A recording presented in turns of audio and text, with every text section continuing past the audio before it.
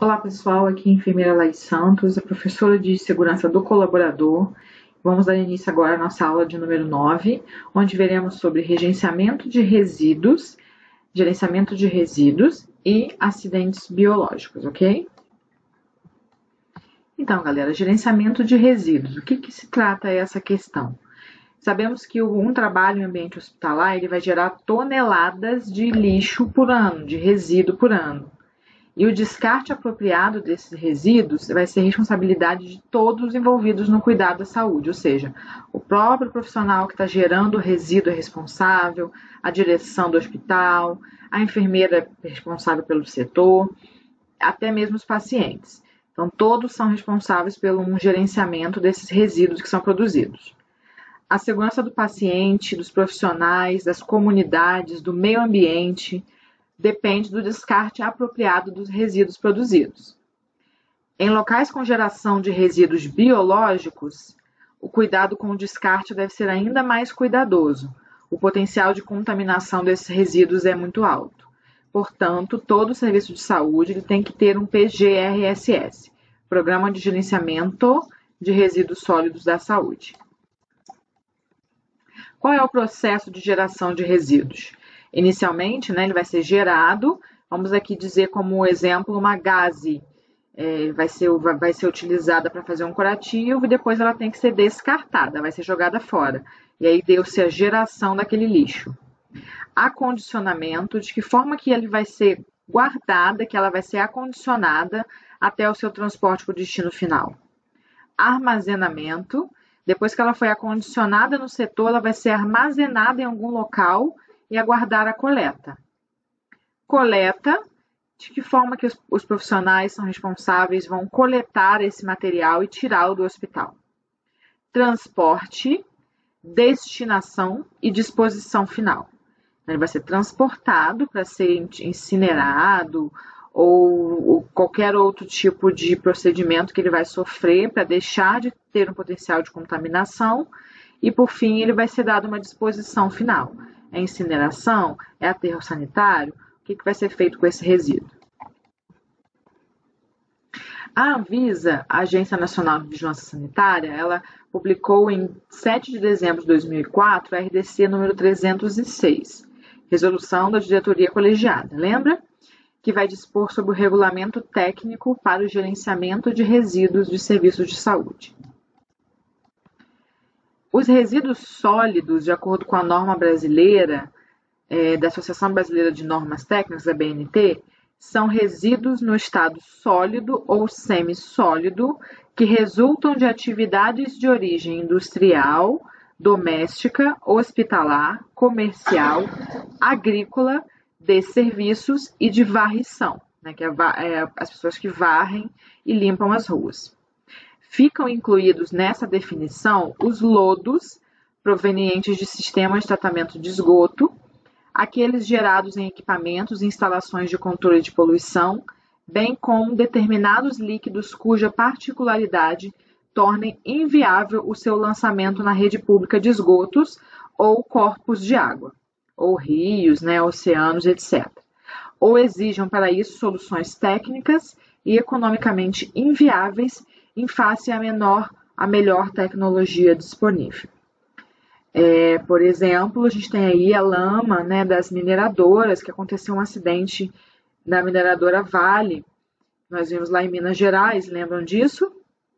Isso foi um acidente com um resíduo, com lodo, que era um resíduo que, apesar de não ser sólido, ele é semissólido, ele é um lodo, e que ele não poderia ter sido jogado em um corpo d'água, como foi o que aconteceu, e acabou indo até o oceano. Isso foi um acidente de gerenciamento de resíduos, foi bastante grave. O que é, então, os resíduos de saúde? De acordo com a resolução do CONAMA, resíduos de saúde são todos os resíduos gerados relacionados com atendimento à saúde humana ou animal, inclusive os serviços de assistência domiciliar, trabalhos de campo, laboratórios analíticos de produtos para a saúde, necrotérios, funerárias e serviço onde se realizam atividades de embalsamento, serviços de medicina legal, drogarias e farmácias, inclusive farmácias de manipulação, estabelecimentos de ensino e pesquisa na área de saúde, centros de controle de zoonoses, distribuidores de produtos farmacêuticos, importadores, distribuidores de produtos de materiais e produtores de materiais e controles para diagnóstico in vitro, unidades móveis de atendimento à saúde, serviços de acupuntura, serviços de tatuagem, entre outros similares. Então, tudo que envolva todas essas atividades que nós falamos aqui e mais algumas atividades são considerados resíduos de saúde. Aí nós entramos numa classificação dos resíduos. Os resíduos eles podem ser classificados de várias formas, isso em relação ao potencial que eles têm para o meio ambiente e a saúde. Resíduo classe 1 são os resíduos perigosos para a saúde. São aqueles que, em função de suas propriedades físicas, químicas ou biológicas, podem apresentar riscos à saúde e ao meio ambiente. São caracterizados por possuírem uma ou mais das seguintes propriedades: inflamabilidade, que pode pegar fogo, corrosividade, que corroem os seus receptáculos, né? Reatividade, que eles reagem com ar, por exemplo, toxicidade, por exemplo, produto químico que é tóxico, e patogenicidade. Aqui que entram os resíduos biológicos. Eles podem gerar doenças. Patogenicidade é uma característica que significa alguma coisa que pode gerar uma patologia, ou seja, gerar uma doença. E os resíduos classe 2, que são os não perigosos, eles não são perigosos para a saúde. E aí nós temos a classe 2A, que é não inertes, que eles podem ter as seguintes propriedades: biodegradabilidade, combustibilidade ou solubilidade em água, e eles podem interferir com a qualidade da água. E o 2B, inertes, são compostos por resíduos que, quando expostos à temperatura ambiente, eles se mostram indiferentes à exposição da água destilada ou desionizada. Por possuir essa característica, eles não podem alterar a boa potabilidade da água. Então, de forma geral, os não inertes, eles podem interferir com a qualidade da água, e os inertes não fazem isso, porque eles não mostram nenhum tipo de degradação, nenhum tipo de toxicidade quando expostos à água. Por exemplo, o plástico, né, que fica exposto à água há muito tempo e não acontece nada. Então, resíduos da classe 1. Resto de tinta, materiais de origem hospitalar, produtos químicos, radioativos, lâmpadas fluorescentes, pilhas e baterias, remédios fora do prazo de validade, óleos minerais, pastilhas de freio, filtros de ar, pneus, resíduos de sais provenientes de tratamento térmico de metais. Então, todos esses, alguns exemplos, né? Isso aqui são alguns exemplos, existem muito mais outros resíduos. Esses são apenas alguns exemplos dos classe 1. E o classe 2A, que são aqueles que interferem com a qualidade da água. Materiais têxteis, restos de alimento, gesso, fibra de vidro, equipamentos de produção individual não contaminados, lamas residuais dos sistemas de tratamento, garrafas PET e lixo doméstico. E a classe 2B? Materiais industriais, pedras, tijolos, areia, sucata de ferro, rochas, alguns tipos de plástico e o isopor. Quanto à sua origem, eles podem ser classificados em resíduos sólidos urbanos, que são os resíduos domésticos, residenciais, comerciais e resíduos públicos, em vias públicas. E os resíduos de fontes especiais, que vai abranger resíduos industriais, construção civil, rejeitos radioativos, resíduos de portos, aeroportos e terminais rodoferroviários, resíduos agrícolas como agrotóxicos, por exemplo, e os resíduos de serviços de saúde. Então, a gente entra aqui, ó, resíduos de fonte especial, que são os serviços de saúde. De acordo com a RDC da Anvisa, os resíduos de serviço de saúde podem ser classificados em 5 diferentes grupos. Serviços de saúde. Infectante, que pode ser A1, A2, A3, A4 e A5. Resíduos químicos, radioativos, recicláveis, comuns, não recicláveis, e os perfluorocortantes, classe E. Então, observe que eles são identificados pelas letras. O infectante A, químico B, radioativo C, reciclável D, e comum, né? O lixo comum é D e o perfluorocortante E. Esses são os símbolos, galera, que usa-se para identificar os tipos de resíduo diferente. Resíduo classe A é um biológico e esse é o símbolo. Os biológicos eu vou especificar aqui porque eles são os resíduos mais comuns gerados pelos profissionais de saúde, certo? Pelos serviços de saúde. E aí pode ser uma classe de risco 1, A1, que é um baixo risco individual e para a comunidade.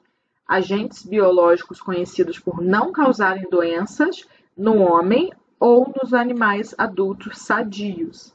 Então, esse resíduo biológico classe 1, ele pode até ter agentes biológicos, mas eles não causam doenças no ser humano ou em animais sadios. Classe 2, moderado risco individual e limitado risco para a comunidade. Então, o risco individual é limitado, moderado, e para a comunidade é um risco limitado. Inclui os agentes biológicos que provocam infecções no homem ou nos animais, cujo potencial de propagação na comunidade e de disseminação no meio ambiente é limitado, e para os quais existem medidas terapêuticas e profiláticas eficazes. Então, é aquela doença que uma pessoa pode pegar, mas que o potencial de transmissão para outras pessoas é limitado.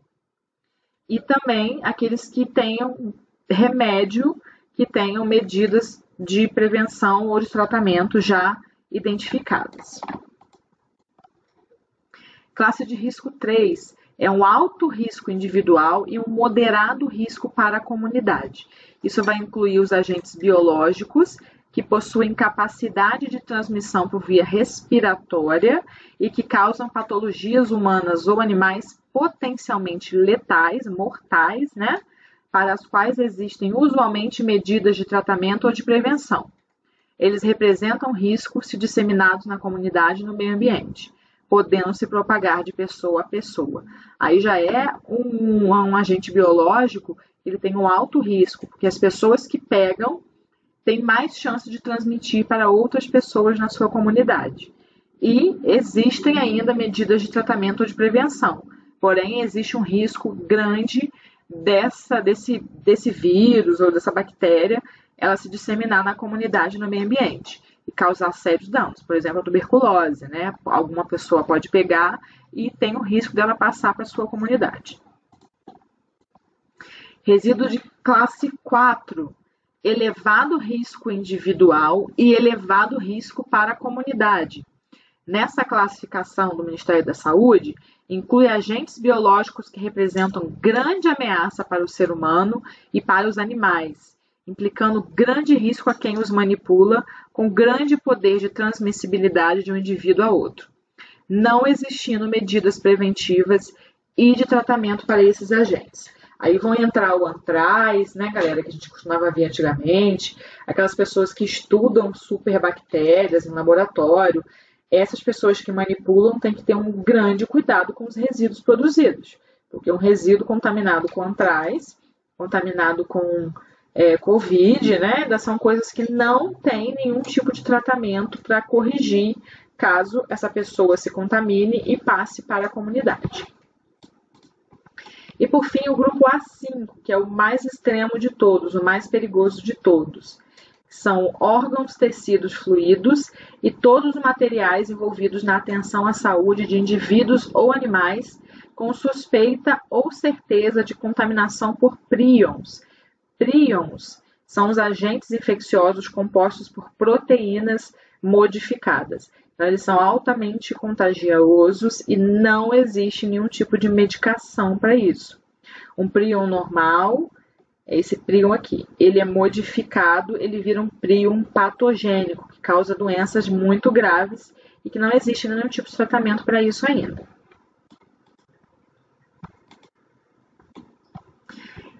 O resíduo B, que são os resíduos químicos, esse é o símbolo do resíduo químico. Radioativos, esse é o símbolo dos resíduos radioativos. Resíduo comum que é aquele que a gente vai produzir tanto na nossa casa, quanto em escritórios, quanto na rua, quanto nos hospitais. E aí pode ser o reciclável ou não reciclável, ou biodegradável, né? Resíduos de restos de alimento e etc. Então, comum, resíduo reciclável e não reciclável, restos de alimento que a gente gera tanto na nossa casa, quanto também é gerado nos serviços de saúde. As pessoas também se alimentam, também vão ao banheiro, então também existe o resíduo comum dentro dos hospitais e serviços de saúde. Pérfuro cortante, ele tem o mesmo símbolo dos resíduos biológicos, né? E são os pérfuro cortantes. E aí a gente entra nas fases do gerenciamento desses resíduos. O manejo dos resíduos de serviços de saúde é entendido como a ação de gerenciar os resíduos em seus aspectos intra- e extra-estabelecimento, desde a geração até a sua disposição final, e vai incluir as seguintes etapas: a segregação. O que é a segregação? É a separação dos resíduos no momento da sua geração, de acordo com as características físicas, químicas, biológicas e o seu estado físico e os riscos envolvidos. Então, a segregação é quando você usa um pacote de gaze e você sabe que a embalagem da gaze você vai jogar no lixo comum. Já a gaze suja de sangue você vai jogar no lixo infectante. Então, essa é a segregação. No momento que o lixo é gerado, você vai separá-lo de acordo com suas propriedades. Acondicionamento é o ato de embalar os resíduos segregados em sacos ou recipientes que evitem vazamento e resistam às ações de punctura e ruptura. A capacidade dos recipientes de acondicionamento deve ser compatível com a geração diária de cada tipo de resíduo.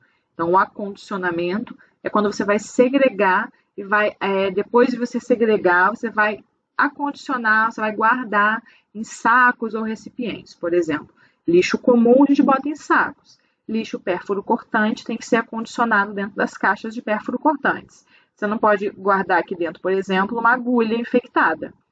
Isso aqui vai furar o saco e vai furar alguma pessoa que esteja manipulando. Então, cada resíduo ele vai ser acondicionado de uma forma correta.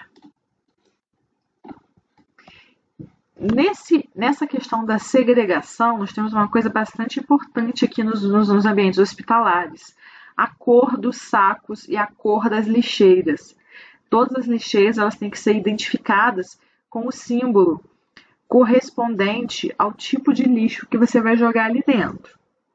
Então, por exemplo, os resíduos infectantes, que são os resíduos biológicos, sondas, curativos sujos de sangue, luvas de procedimento, bolsa de colostomia, bolsa de sangue, por exemplo, elas devem ser descartadas em lixeiras revestidas com sacos brancos ou vermelhos. Então, o lixo branco, que a gente chama, é o lixo infectante. Tem que ser acondicionado dentro de sacos brancos, com a lixeira identificada, ou sacos vermelhos. Resíduos químicos vão ficar em galões coletores. Radioativos, eles são descartados em caixas blindadas. Por exemplo, cobalto e lítio. Lembrando que lítio tem baterias. Então, às vezes, joga a bateria fora no lixo comum. Mas não, ela tem que ser descartada numa caixa blindada. Resíduos comuns, fraldas, frascos, garrafas PET, marmitex, copos, papel toalha, papel e etc., devem ser descartadas nas lixeiras revestidas com sacos pretos. Os sacos pretos e a lixeira também tem que ser identificada, como está identificado aqui, também tem que estar identificado qual é a lixeira que é para lixo comum. Papel, por exemplo, papel toalha, copo, tudo que não for perigoso. E, por fim, os resíduos pérfuro cortantes, agulhas, lâminas de bisturi, frascos e ampolas de medicamentos, eles têm que ser descartados em um coletor específico, que a gente chama aqui de caixa coletora de pérfuro cortantes, o famoso Descarpac. Ele tem toda essa proteção para que não exista a perfuração por uma agulha e que venha alguém se acidentar durante o transporte dessa caixinha até o seu destino final. Além disso, temos também a identificação. É um conjunto de medidas que permite o reconhecimento dos resíduos contidos nos sacos e recipientes, fornecendo informações ao manejo correto. Então, todo hospital ele tem que identificar que tipo de lixo é aquele que está ali na sua frente. Esse aqui, por exemplo, é o lixo infectante, onde a gente vai jogar uma sonda, a gente vai jogar um curativo, uma gase suja de sangue, etc. Esse está identificado, é um lixo comum. Aqui a gente pode jogar papel toalha, copos e etc. E esse é um descarpaque, que é, novamente, resíduo infectante, mas além disso, resíduo pérfuro cortante, que pode ocasionar acidentes. Então é aqui que tem que estar identificado e tem que estar à vista para que sejam jogados os resíduos que sejam pérfuro cortantes. A RDC determina que a identificação deve estar aposta nos sacos de acondicionamento, nos recipientes de coleta, nos recipientes de transporte e nos locais de armazenamento, em local de fácil visualização, de forma indelével, utilizando-se símbolos, cores e frases, atendendo aos parâmetros referenciados na norma aqui da ABNT, além de outras exigências relacionadas à identificação de conteúdo e ao risco específico de cada grupo de resíduo. Isso está dizendo que a gente tem que identificar as lixeiras como tipo de lixo que vai conter aqui dentro. A identificação dos sacos de armazenamento dos recipientes pode ser feita por adesivos, desde que seja garantido a resistência aos processos normais de manuseio dos sacos e dos recipientes. Além da geração, segregação, acondicionamento e identificação, também temos o transporte interno, que é o translado dos resíduos do seu ponto de geração até o local destinado ao seu armazenamento temporário ou armazenamento externo com a finalidade de apresentação para a coleta. Então, o caminhão de lixo hospitalar não vai passar todos os dias, todas as horas. Então, quando o lixo está cheio, esse lixo vai ser transportado, e aí tem que ter os carrinhos identificados, esse, por exemplo, é um transporte de lixo infectante, para que ele possa ser levado a um local de armazenamento até que venha o carro da coleta para levá-lo.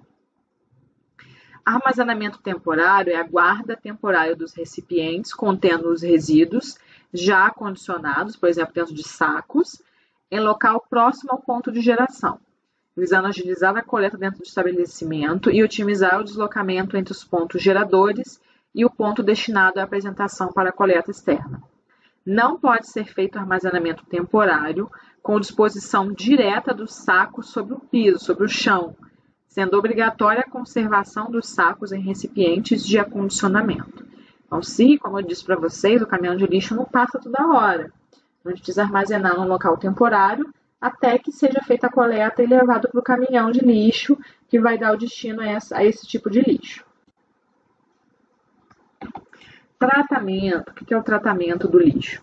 Vai ser algum método, técnica ou processo que vai modificar as características dos riscos inerentes aos resíduos, reduzindo ou eliminando o risco de contaminação, de acidentes ocupacionais ou de dano ao meio ambiente. O tratamento pode ser aplicado no próprio estabelecimento gerador ou em outro estabelecimento, observadas nesses casos as condições de segurança para o transporte entre o estabelecimento gerador e o local de tratamento.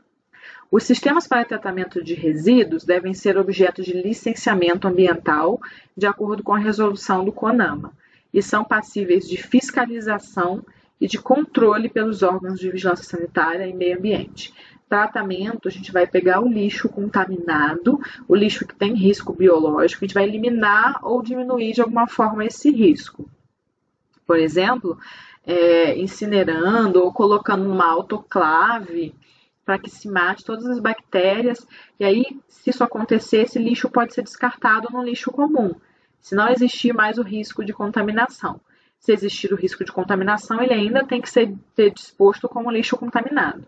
Mas se você, de alguma forma, com algum produto químico, por exemplo, ou com algum produto físico, como uma autoclave, raio gama, esterilize esse lixo, ele pode ser descartado de maneira comum. Mas tudo isso tem que ser de acordo com o licenciamento ambiental, tem que ser de acordo com as resoluções da vigilância sanitária e do CONAMA. Armazenamento externo consiste na guarda dos recipientes de lixo até a realização da etapa de coleta externa, em ambiente exclusivo, com acesso facilitado para os veículos coletores, Geralmente do lado de fora de um hospital existe o que a gente chama de abrigo temporário de resíduos, que é como está nessa foto aqui, ó. Tem que ser ventilado, tem que ser separado por tipo de resíduo, então o comum fica primeiro, o não reciclável depois, grupo A ou grupo E, que é o pérfuro cortante, e o infectante ficam depois, e por fim tem uma área para higienização dos resíduos das caixas coletoras, do lixo e etc. Depois disso vai vir o caminhão da empresa responsável e esse lixo já vai estar do lado de fora do hospital. Assim facilita essa logística de coletar todo esse lixo que foi gerado dentro do setor. Coleta e transportes externos. Consiste na remoção dos resíduos até a unidade de tratamento ou disposição final. Utilizam-se técnicas que garantam a preservação das condições do acondicionamento e a integridade dos trabalhadores, população e meio ambiente, devendo estar de acordo com as orientações dos órgãos de limpeza urbana. E a disposição final consiste na disposição desses resíduos no solo, previamente preparados para recebê-los, obedecendo a critérios técnicos de construção e operação e com licenciamento ambiental de acordo com a resolução do CONAMA. Então, depois que esse lixo for coletado, levado para um aterro sanitário ou para ser incinerado, isso a gente chama de disposição final. Aqui podemos ver que temos um resíduo infectante, químico, resíduo infectante nos sacos, resíduos sólidos, resíduos pérfuro-cortantes, que vão ser colocados dentro de um caminhão, vão ser levados para o tratamento e, por fim, vão ser dispostos no solo ou vão ser incinerados de acordo com o que precisar ser feito para que ele não cause nenhum tipo de contaminação.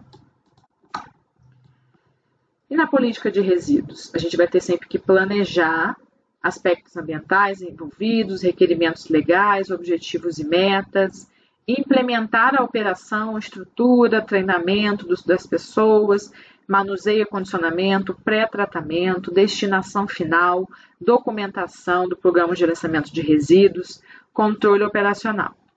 Depois da implementação, a gente vai ter a verificação e ações corretivas. Algumas dessas ações que foram implementadas não estão funcionando, monitoramento e medição, não conformidades, coisas feitas erradas, ações preventivas e corretivas, registros e auditoria do programa de gerenciamento de resíduos. Revisão da gestão, isso é uma melhoria contínua. Isso é uma coisa que vai sempre acontecendo. O programa de gerenciamento deve assegurar que todos os resíduos vão ser gerenciados de forma apropriada e segura, desde a sua geração até a sua destinação final. E vai envolver as etapas que nós já falamos, né? Geração, onde o lixo é gerado, caracterização, segregação, né? Manuseio, acondicionamento, armazenamento, coleta, transporte, reuso ou reciclagem, se for possível, tratamento e a destinação final desse lixo. Nem todos os dias são bons, mas há algo bom em cada dia. Né, galera? Então, essa é a primeira parte da nossa aula de hoje, onde nós falamos sobre resíduos. E agora vamos para a segunda parte, onde vamos falar sobre acidentes biológicos, também na questão da segurança do colaborador, tá? Nós já vimos que esse símbolo aqui, ele está dizendo respeito a resíduos biológicos, agentes com risco de contaminação biológica.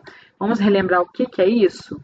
São bactérias, vírus, fungos, protozoários e as medidas de prevenção variam de acordo com a patogenicidade ao qual o trabalhador está exposto em sua atividade. Lembra que nós temos a classe A1 até A5? Então, de acordo com a sua patogenicidade, as ações de prevenção vão ser feitas de acordo com cada um dos grupos. Riscos biológicos. Quais são os riscos biológicos? Micro-organismos, bactérias, fungos, protozoários, vírus, entre outros. Animais peçonhentos, cobras, escorpiões e aranhas. Podem causar doenças como hepatite, tuberculose, tétano, pneumonia, AIDS, envenenamento por picada de cobra ou de escorpião. Quem que está sujeito a esse tipo de risco? Profissionais de saúde, manicures, trabalhadores rurais, carteiros e etc. O que é um acidente biológico? Um acidente com material biológico consiste na exposição de uma pessoa a sangue ou secreções através da pele, mucosas. Mucosa é aquela pele que é diferente, não é bem uma pele, é um tecido que protege, mas que não tem a consistência da própria pele. Olhos, boca e nariz, ou de lesões pérfuro-cortantes, com agulhas, instrumental cirúrgico e vidros contendo secreções.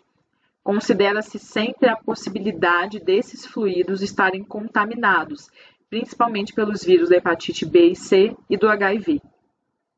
Acidente biológico é considerado uma emergência médica e o profissional deve ser encaminhado ou procurar atendimento no menor tempo possível, já que são necessárias medidas pós-exposição. Então, aqui nós temos um exemplo de um acidente biológico. Alguém usa uma seringa para fazer uma injeção em outra pessoa e, por acaso, se fura com ela. Acidente biológico. O mais importante é a gente ressaltar que sempre as medidas de precaução devem ser adotadas. Lembra que nós vimos na aula anterior, precaução padrão? Sempre que houver a possibilidade de contato com sangue, secreção, excretas, urina, fezes, vômito, fluidos corporais, pele não íntegra e mucosas.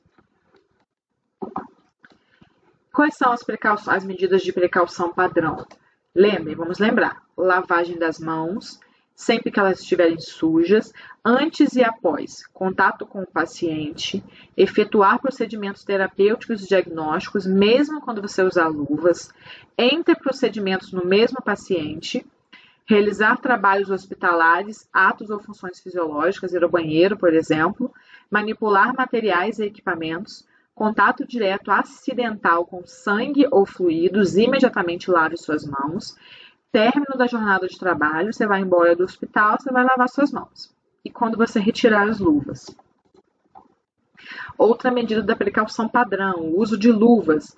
Usar luvas não estéreis, sempre que tiver contato com sangue, mucosa ou fluidos, manuseio das superfícies sujas, punção venosa e outros acessos vasculares, trocá-las após contato com cada paciente. Então, cada paciente é uma luva diferente. Retirar para entrar em contato com o telefone ou maçanetas. Porque essa luva, quando você entra em contato com o paciente, ela está contaminada. Você vai retirar, jogar fora, higienizar as mãos antes de entrar em contato com telefones ou maçanetas. Senão você pode contaminar uma outra pessoa, um profissional ou um outro paciente com as suas mãos que estejam sujas. Uso do avental limpo, não estéril, protege a roupa, protege contra respingos de sangue e fluidos e deve ser retirado o mais rápido possível, acabe a exposição com aquele tipo de secreção, por exemplo. Uso de máscaras e óculos. As máscaras e os óculos eles protegem as mucosas dos olhos, do nariz e da boca e protege contra a possibilidade de respingos de sangue, secreção, fluidos e excreções. A mucosa dos olhos, da boca, do nariz, ela é altamente absorvível. Então, ela absorve tudo que cai nela.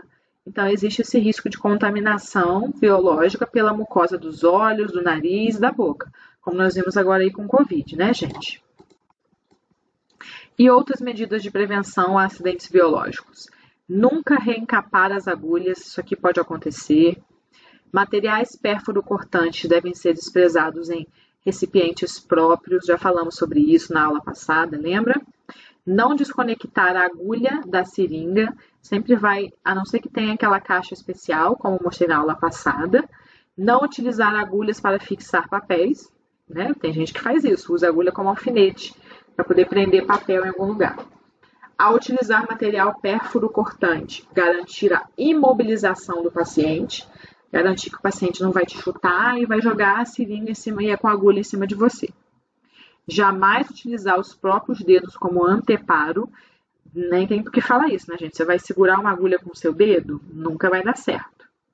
Utilizar sempre material de apoio, bandejas, mesas laterais, para você não ter que ficar segurando tudo com a sua mão e o risco é maior de você se cortar. Não utilizar as lâminas de bisturi desmontadas, sempre vão ser utilizadas com um cabo de bisturi. E tem que ter a vacinação contra hepatite B, as 3 doses, em todos os profissionais de saúde. E aí nós temos os tipos diferentes de contato com acidentes. Exposição percutâneas, passam pela pele, né? Lesões provocadas por instrumentos cortantes ou perfurantes, por exemplo, agulhas, bisturi, vidro. Exposição em mucosas, quando há respingos na face envolvendo olho, nariz, boca ou genitália. Exposições cutâneas, pele não íntegra. Percutânea, a pele está íntegra, não tem nenhuma lesão. Mas aquela agulha, aquele bisturi vai perfurar a pele íntegra. E aí tem contato com a parte de baixo da pele, certo? E tem as cutâneas, que é a pele não íntegra. Não vai perfurar, mas, por exemplo, vai ter um contato de sangue com algum machucado que você tem na sua mão. Você, como profissional de saúde, teve uma dermatite, tem um machucado na sua mão e você vai entrar em contato. É um acidente com exposição cutânea da pele não íntegra. Mordeduras humanas, acreditem ou não, isso acontece muito no hospital. Consideradas como exposição de risco quando envolvem a presença de sangue e devem ser avaliadas tanto para o indivíduo que provocou a lesão quanto aquele que tenha sido exposto. As pessoas mordem, então isso, se tiver a presença de sangue, é um risco de contaminação com a secreção daquele paciente que te mordeu. Então, tanto você quanto o paciente têm que ser analisados, tanto quem provocou a lesão quanto aquele que foi exposto a uma mordedura humana. Quanto à caracterização, os acidentes podem ser leves, que é contato com secreção, urina ou sangue na pele íntegra. Você esqueceu de colocar a luva e você vai funcionar uma veia. E aí você vai ficar todo sujo de sangue, mas a sua mão não tem nenhum machucado. Então é um acidente leve, porque a pele ela serve muito bem como proteção para esse tipo de acontecimento.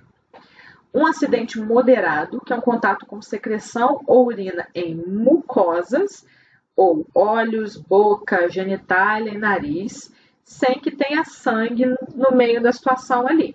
Então, é um acidente moderado. E o acidente grave é o que contém líquido orgânico contendo sangue visível com mucosas ou exposição percutânea com material pérfuro-cortante.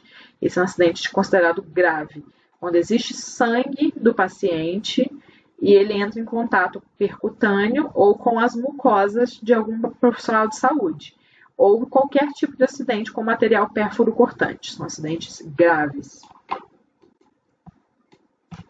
O que a gente mais pensa aí, né, quando isso acontece, é a contaminação pelo HIV. Desde o início da epidemia de AIDS em 81 até o momento, 103 casos foram comprovados e 219 casos são prováveis de profissionais de saúde que tenham se contaminado pelo HIV por acidentes de trabalho.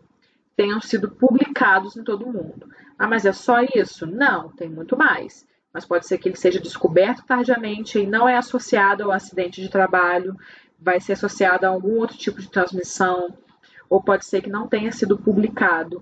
Esses são os que foram apenas publicados, né? Então, nem sempre o acidente vai ser publicado.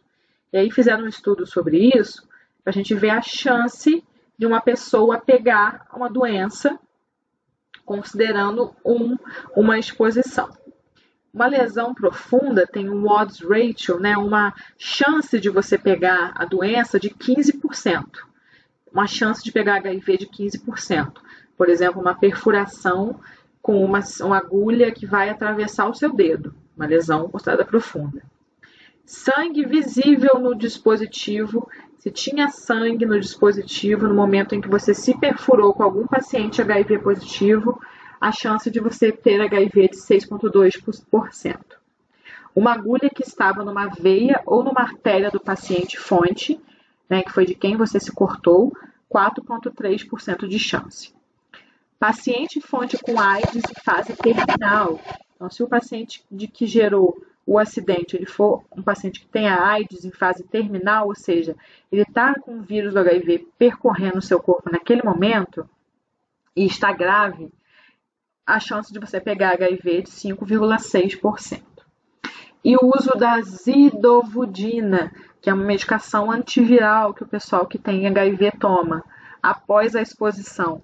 Quando se expõe, por exemplo, a um paciente que tenha AIDS e se usa zidovudina como prevenção depois de ter sido acidentado, a chance de você pegar é de 0,19%. Então, essa chance diminui bastante se for feita a profilaxia após exposição de forma correta. Lembrando que esses dados são de 97, tá? E como que vamos prevenir? Primeiro a gente tem que prevenir, depois a gente pensa no que fazer caso o acidente aconteça. Mas inicialmente a gente tem que pensar como não acontecer esses acidentes. Então, inicialmente, a prevenção de acidentes com pérfuro cortantes é necessário que você tenha o máximo de atenção durante esses procedimentos. Jamais usar os dedos como anteparo, óbvio, né, gente? Você não vai colocar o seu dedo na frente de uma agulha, jamais, durante a realização de procedimentos que envolvam materiais pérfuro-cortantes. As agulhas não devem ser reencapadas, entortadas, quebradas ou retiradas da seringa com as mãos. Não utilizar agulhas para fixar papéis. Todo material pérfuro-cortante, agulhas, scalp, bisturi, vidros, entre outros, mesmo se estiverem estéreis, eles têm que ser desprezados em recipientes resistentes à perfuração e com tampa, que é o descarpaque, né, gente? Ou então, às vezes, usa-se galões, coisas que não dá para aquele material perfurar. Os coletores específicos para descarte de material pérfuro-cortantes não devem ser preenchidos acima do limite de 2/3 de sua capacidade total. Então, no máximo, 2/3 que você vai encher. E devem ser colocados sempre próximo do local onde é realizado o procedimento. Você imagina que tem uma caixa de pérfuro cortante do outro lado da sala. Você vai ter que atravessar uma sala inteira com uma agulha na sua mão, correndo o risco de você cair, de você bater em algum lugar, de isso ir para o chão, de você bater em algum profissional, algum amigo seu. Então, tem que sempre estar perto, porque você já vai fazer o procedimento, já vai jogar dentro da caixa, não vai precisar se locomover até a caixa. E a observação dos resíduos de saúde, que nós já vimos na aula, né? Os resíduos de serviços de saúde, conforme a RDC 33 da Anvisa. Então, também devemos ter atenção com esses resíduos de saúde para que não aconteçam acidentes com pérfuro cortantes. E se os acidentes acontecerem, como nós estamos vendo aqui? O que fazer, então? A prevenção deve sempre ser a prioridade. Porém, além disso, no momento que esses acidentes ocorram, é primordial nós sabermos agir para a profilaxia pós-exposição a acidentes biológicos. Então, a primeira coisa que a gente vai fazer, se tiver um acidente biológico, se cortou com uma agulha que você usou num paciente, a primeira coisa é lavar imediatamente o local do acidente. Como a primeira conduta após a exposição, os cuidados imediatos com a área atingida, onde foi acontecido aquele acidente. Essas medidas vão incluir a lavagem exaustiva do local exposto com água e sabão, nos casos de perfuração cutânea ou exposição cutânea, percutânea ou cutânea. Então, se for uma exposição com a pele ou com furo, né, por alguma coisa pérfuro-cortante, apesar de não haver estudo que demonstre o benefício do sabão neutro nesses casos, a utilização de soluções antissépticas desgermantes é uma opção. Então, a clorexidina desgermante, o iodo, polvidina desgermante, ele pode ser usado como uma opção. Não há nenhum estudo que justifique a realização de expressão do local exposto como forma de facilitar o sangramento espontâneo. Não tem nada que diga que você tentar botar o máximo de sangue possível para fora vai ajudar. Então, não façam isso. Nas exposições de mucosa, com os olhos, boca e nariz, deve-se lavar o local com água pura ou solução salina fisiológica, com soro fisiológico. Você não vai lavar o olho com sabão neutro, né, gente? É uma boa ideia. Procedimentos que aumentam a área exposta, por exemplo, cortes ou injeções, e a utilização de soluções irritantes como éter, hipoclorito ou glutaraldeído são contraindicados. Então, nada de passar água sanitária, éter, glutaraldeído, isso aí não vai ajudar, ainda pode piorar a situação, porque vai abrir uma lesão ainda maior no local onde foi exposto. Quimioprofilaxia pós-exposição ao HIV. A indicação dessa profilaxia pós-exposição, ela vai ser feita mediante uma avaliação do risco da exposição. Ou seja, quando você se expõe a algum tipo de acidente biológico, eles vão avaliar se você vai ou não receber a medicação de profilaxia contra o HIV. Por 28 dias, geralmente é quando se usa. Quando que isso vai ser feito? mediante uma avaliação do risco e do benefício. Às vezes, o risco de você se contaminar não é tão alto quanto o risco de você sofrer efeitos colaterais por essa medicação.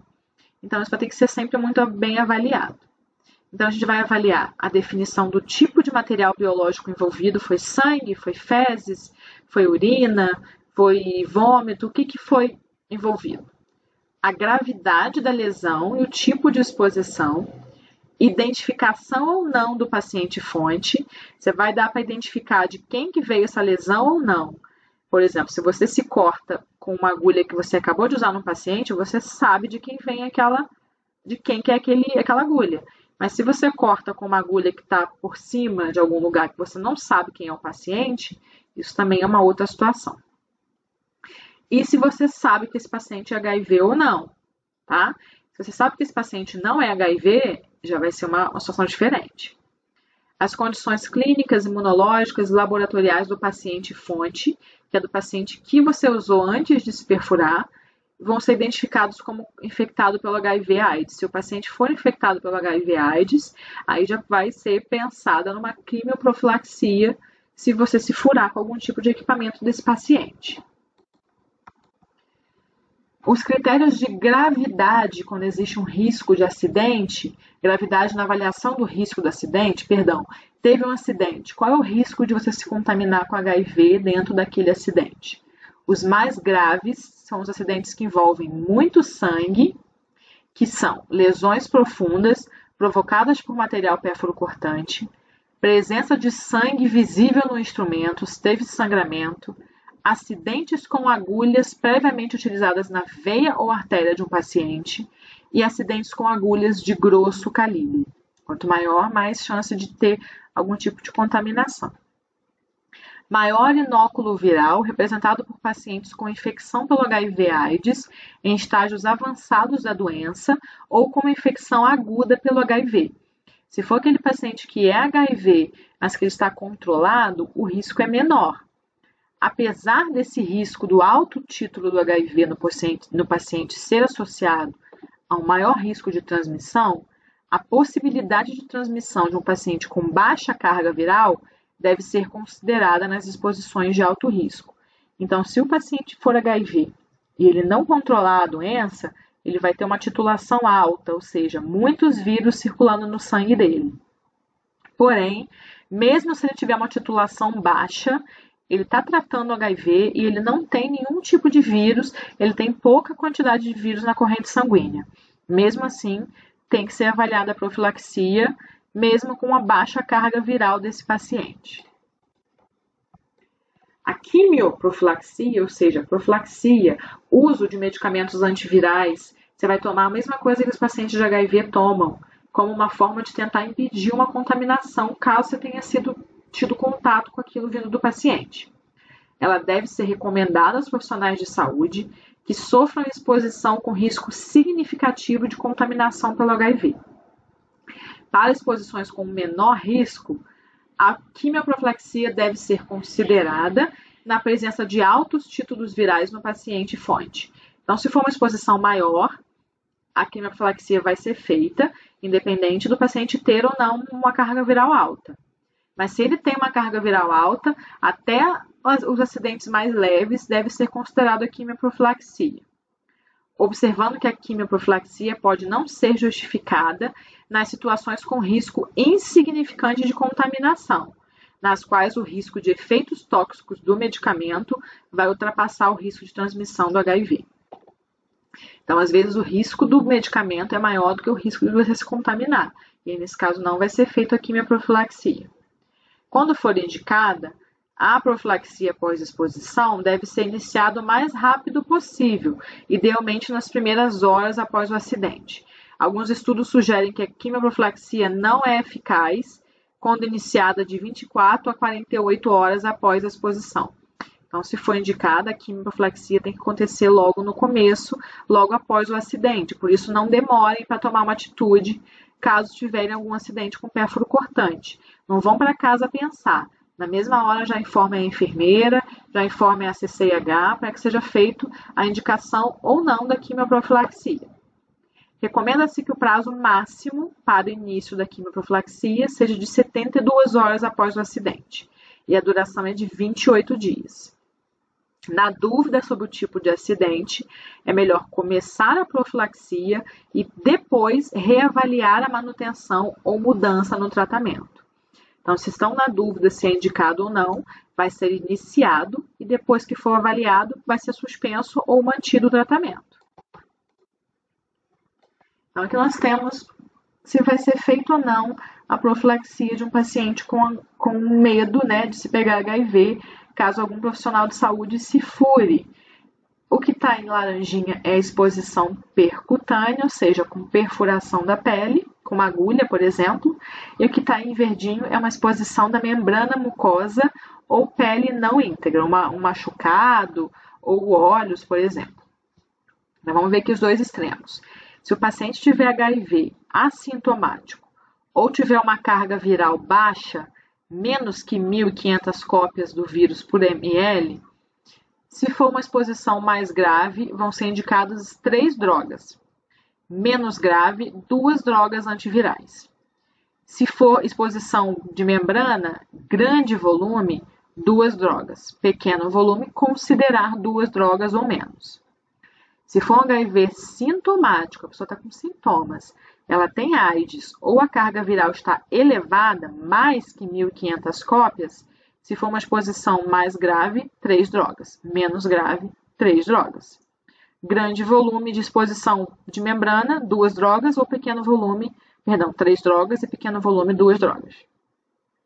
Se for uma fonte desconhecida ou paciente conhecido com sorologia anti-HIV desconhecida. Então, se você não sabe se o paciente tem HIV ou se você não sabe como se furou, não é recomendado a quimioprofilaxia em geral. A não ser, tá aqui um 2zinho aqui, ó, porque eles dizem lá embaixo. Por exemplo, se você trabalha com um lugar que tem muitos pacientes de HIV, um centro de HIV/AIDS, por exemplo, aí já vai ser considerado isso daqui, né? Se você não conhece qual foi a fonte, mas a possibilidade daquela fonte ser HIV positiva, aí a gente vai reconsiderar isso daqui. E na situação do paciente ser HIV negativo, não precisa ser feita a quimioprofilaxia pelo HIV. E aí vai ser feito um acompanhamento laboratorial, segundo as condições e sorologia dos pacientes, tanto para HIV, quanto para hepatite B, quanto para hepatite C.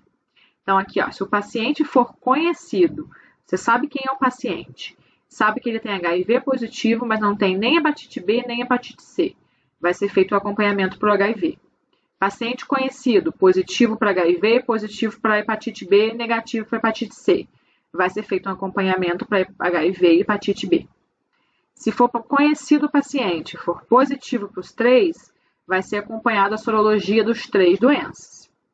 Se ele for conhecido, mas não tiver HIV, tiver hepatite B, não tiver hepatite C, vai ser feito o acompanhamento laboratorial da hepatite B.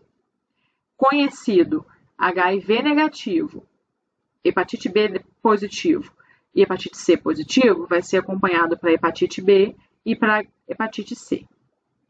Agora, por exemplo, se o paciente for conhecido, mas ele não quiser fazer sorologia, nem para HIV, nem para hepatite B, nem para hepatite C, aí o profissional vai ser acompanhado tanto para HIV, quanto para hepatite B, quanto para hepatite C.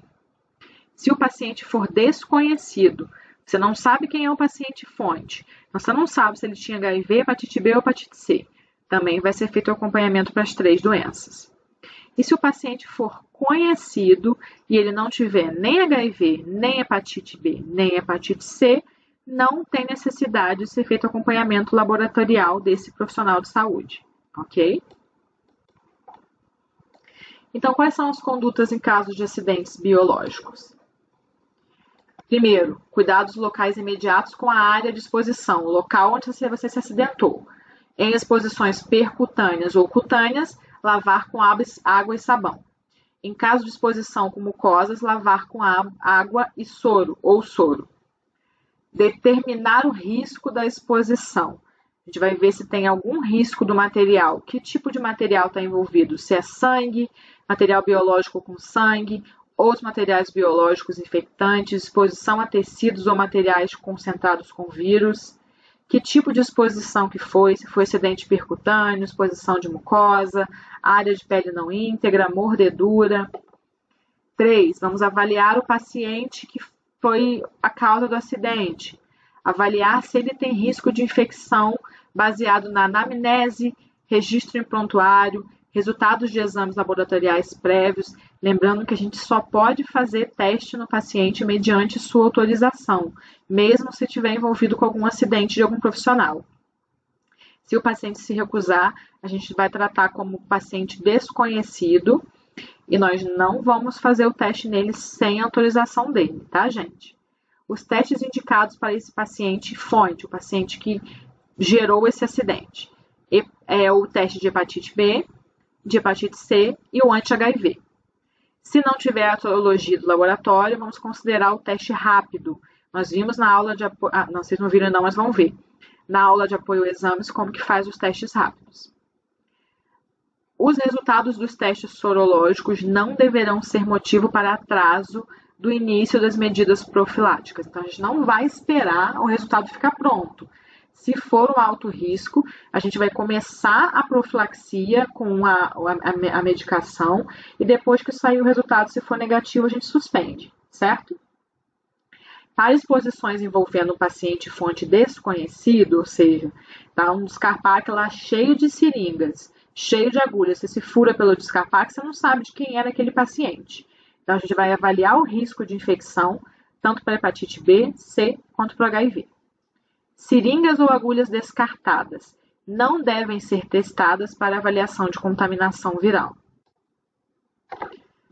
Vamos avaliar o profissional de saúde que se acidentou, fazer uma anamnese, uma entrevista, investigar a imunidade desse paciente, se ele tem pelo menos a vacina contra a hepatite B, se ele tem uma história prévia de hepatite, se ele tem esquema de vacinação completa, se ele tem uma resposta vacinal adequada. Isso a gente faz através de um exame de sangue, para ver se ele respondeu ou não à vacina da hepatite B.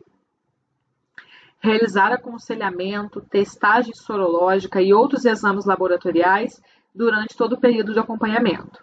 Esse profissional acidentado ele vai precisar de assistência médica, caso ele apresente qualquer sinal ou sintoma sugestivo de soroconversão. Ou seja, se acidentou com o paciente hepatite, ele começar a sentir enjoo, começar a se sentir mal, tem que ser imediatamente encaminhado para uma assistência médica.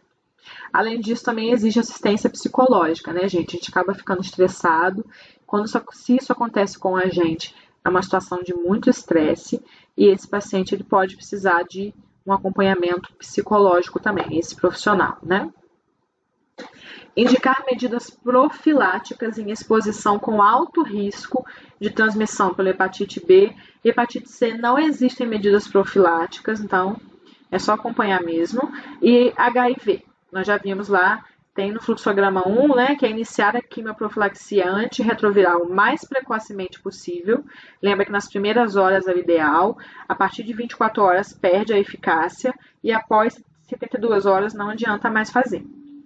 Oferecer a realização de um teste de gravidez para mulheres em idades férteis que não souberem informar se está gestante ou não.